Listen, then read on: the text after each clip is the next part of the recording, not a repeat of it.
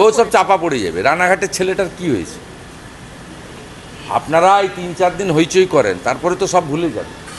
রানাঘাটের ছেলেটা এখনো বিচার পায়নি কেন?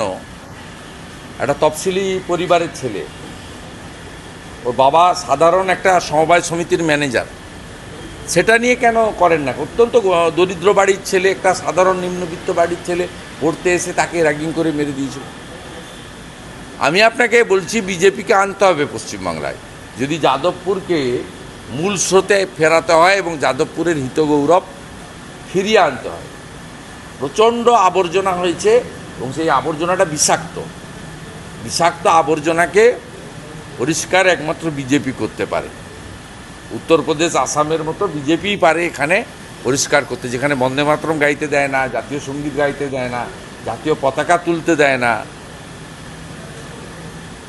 সেখানে খুবই প্রয়োজন